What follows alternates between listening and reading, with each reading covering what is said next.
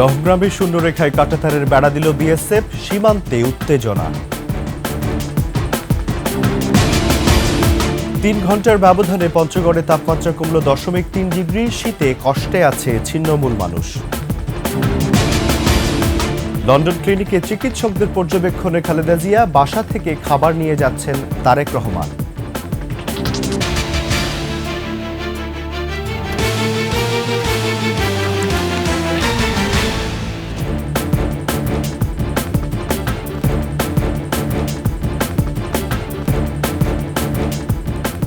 শুনছিলেন সংবাদ শিরোনাম। আমন্ত্রণ ২১-এর সংবাদে, সাথে আছি আমি রাজিউর রহমান। দর্শক, ২১ টেলিভিশনের সংবাদ একই সাথে সরাসরি দেখতে পাবেন আমাদের ফেসবুক পেজ www.facebook.com/2124 এছাড়া সাবস্ক্রাইব করতে পারেন www.youtube.com/@21tv চ্যানেলে। বর্ডার গার্ড বাংলাদেশ বিজিবিকে কোনো কিছু না জানিয়ে লালমনিরহাটের দহগ্রাম সীমান্তের শূন্য রেখার মধ্যে কাঁটাতারের বেড়া নির্মাণ করেছে ভারতীয় সীমান্তরক্ষী বাহিনী বিএসএফ। এ নিয়ে বিএসএফ ও বিজিবি সীমান্তে অতিরিক্ত বাহিনী মোতায়েন করায় উত্তেজনা দেখা দিয়েছে। ইউসুফ হাসান নাইমের ডেস্ক রিপোর্ট। আন্তর্জাতিক সীমান্ত আইন তোয়াক্কা না করে শুক্রবার সকাল থেকে বাংলাদেশ ভারত প্রধান পিলার ডিএমপি ৮ নম্বরের উপপিলার ৪৬ থেকে ৩৭ নম্বর সীমান্তের প্রায় অর্ধ কিলোমিটারের মধ্যে কাঁটাতারের বেড়া দেয় ভারতীয় সীমান্তরক্ষী বাহিনী বিএসএফ।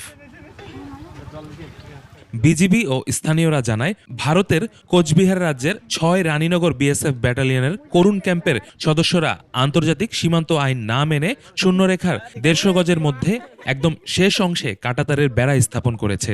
৩০ থেকে ৩৫ জন শ্রমিক দিয়ে লোহার অ্যাঙ্গেলে তৈরি খুঁটির মধ্যে প্রায় ৪ ফুট উঁচু কাঁটাতারের বেড়া স্থাপন করে তারা। শূন্যরেখায় এসব স্থাপন করতে দেখে স্থানীয়রা বিজিবিকে খবর দেয়। বিজিবি সদস্যরা ঘটনাস্থলে গিয়ে বেড়া স্থাপনে বাধা দেয়। কিছু সময় নির্মাণ কাজ বন্ধ রাখলেও পরবর্তীতে কয়েক শত বিএসএফ সদস্য এবং লোকজন নিয়ে আবারও বেড়া স্থাপনের কাজ করতে থাকে।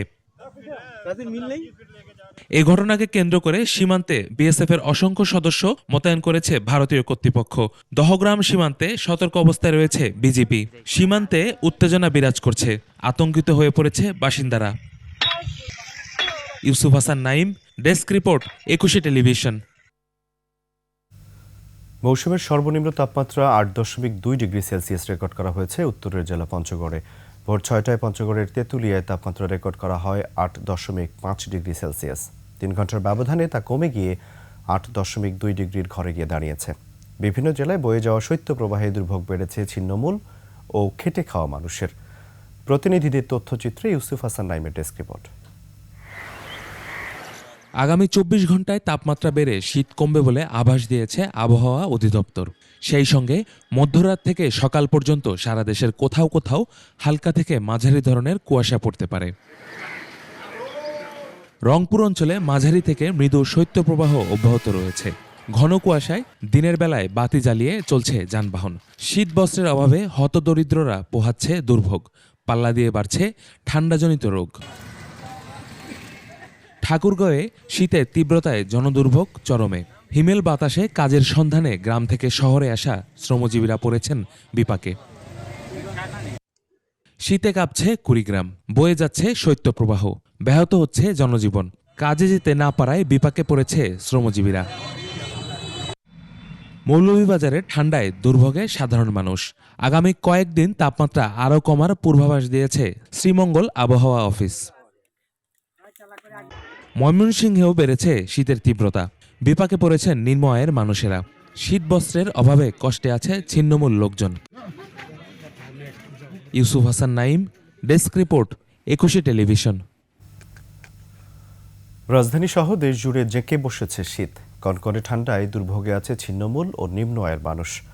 শীতের এক একটি রাত যেন তাদের কাছে দুঃস্বপ্ন। আরও জানাচ্ছেন সিরাত আল মুস্তাকিম। এই তীব্র শীতে সবাই খোঁজে উষ্ণতা, কিন্তু ছিন্নমূল মানুষের রাত কাটে খোলা আকাশের নিচে, রাস্তার পাশে। প্লাস্টিকের বস্তা কিংবা পুরনো কাপড় মুড়ে ঠান্ডা থেকে নিস্তার পাওয়ার চেষ্টায় অনেকটাই নির্ঘুম রাত কাটে তাদের। কিন্তু হিম বাতাস যে ভেদ করে যায় সামান্য আবরণ, শীতে কাঁপে শরীর। হাড় কাঁপানো শীতে এই নগরে এমনই নাজেহাল অবস্থা ছিন্নমূল সহ নিম্ন আয়ের মানুষের। কাঁপতাছে আমি কি করুম কপাল মন্দ ঘর ভাড়ার লেগে তো বাইরে হয়ে গেছি গা ভাড়ার কারণে ভাড়া দিতে পারি না। এই পর্যন্ত কম্বল 2টা কিংবা একটা পাইছি আর 1 প্যাকেট খান পাই, এইভাবেই চলতেছে 2-3 মাস। এই ঠান্ডাটা মানে খুব সহ্যের বাইরে, ঠান্ডা অনেক লাগতেছে আমার, প্রচুর ঠান্ডা। এনেই থাকি গাড়ি এনে চালাই এনেই থাকি। এসব মানুষের পাশে দাঁড়িয়েছে বিভিন্ন স্বেচ্ছাসেবী সংগঠন, দিচ্ছে শীতবস্ত্র ও খাবার। ঋতু পরিবর্তন তো আর ক্ষুধা মেটায় না, তাই এসব মানুষ শীতের সঙ্গে লড়াই করে টিকে থাকেন সূর্যের অপেক্ষায়। সিরাত আল মুস্তাকিম, 21 টেলিভিশন, ঢাকা। লন্ডনে চিকিৎসাধীন বিএনপি চেয়ারপারসন বেগম খালেদা জিয়ার চিকিৎসায় কিছুটা পরিবর্তন আনা হয়েছে। 21 টেলিভিশনকে ফোনে কথা জানিয়েছেন বেগম খালেদা জিয়ার ব্যক্তিগত চিকিৎসক ডাক্তার AZM জাহিদ হোসেন। তিনি বলেছেন, খালেদা জিয়ার স্বাস্থ্যের পরীক্ষা নিরীক্ষা চলছে, ডাক্তাররা নিয়মিত তাকে দেখাশোনা করছেন। শুক্রবার নতুন আরও কিছু পরীক্ষা নিরীক্ষা ও চিকিৎসার মধ্যে পরিবর্তন আনা হয়েছে। লিভার সিরোসিস, কিডনি সমস্যা ও হৃদরোগ সহ বিভিন্ন জটিল রোগের উন্নত চিকিৎসার জন্য লন্ডন দ্য ক্লিনিকে চিকিৎসাধীন বেগম খালেদা জিয়া। আমরা যেরকম নিয়ে আসছি ঠিক ওরকমই আছে। It is not that significantly improve করছে বা ডিটোরিয়েট করছে, অর্থাৎ একই অবস্থাতে দেশে যেরকম ছিল এরকম এখনো তো বলার সময় আসে না। It is only 72 hours is running. Okay, কোনো মানে ইনভেস্টিগেশনের প্রসিডিউরের মধ্যে আছে।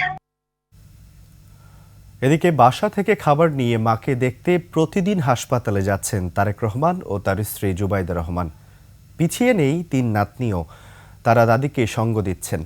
যুক্তরাজ্য বিএনপি সভাপতি এম এ মালেক 21 টেলিভিশনের লন্ডন প্রতিনিধি শাহেদ শফিককে জানিয়েছেন, চিকিৎসকের পরামর্শ অনুযায়ী নিয়ম করে খালেদা জিয়াকে খাবার পরিবেশন করছেন তারেক রহমান। পরিবারের সান্নিধ্য পেয়ে বেগম জিয়া মানসিকভাবে চাঙ্গা আছেন বলেও জানিয়েছেন তিনি।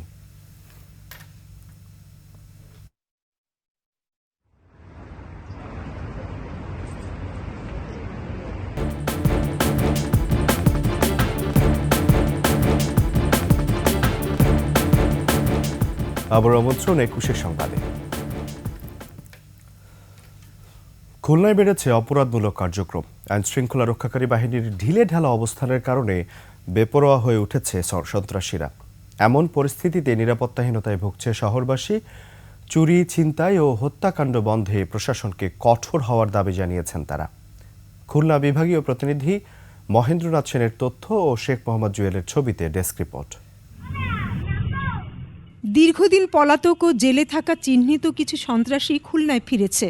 তাদের সঙ্গে যোগ দিয়েছে কিশোর গ্যাং, বখাটে ও উঠতি সন্ত্রাসীরা। প্রায় তারা পাড়া মহল্লায় সশস্ত্র মহড়া দেয়।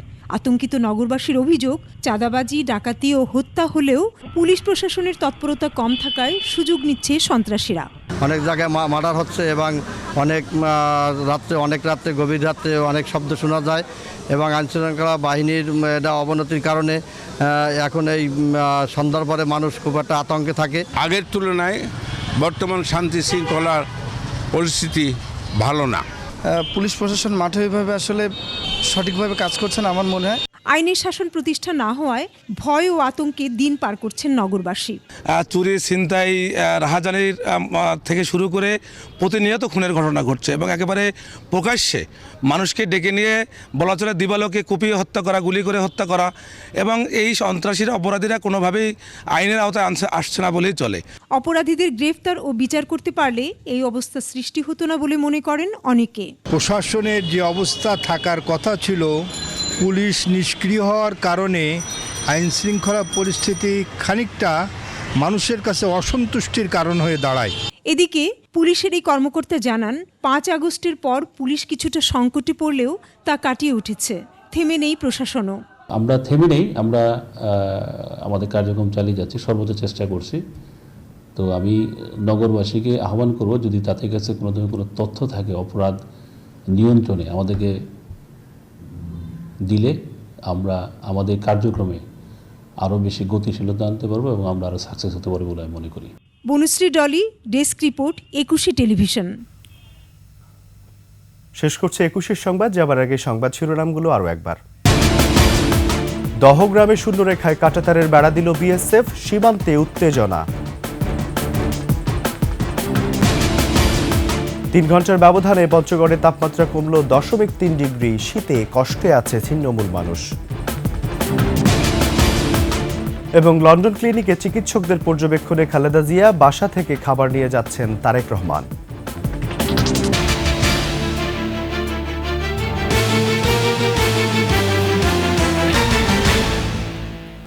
সর্বশেষ সংবাদ জানতে ডায়াল করুন 2021 নম্বরে আর ভিজিট করুন 21-tv.com এই ওয়েবসাইটে।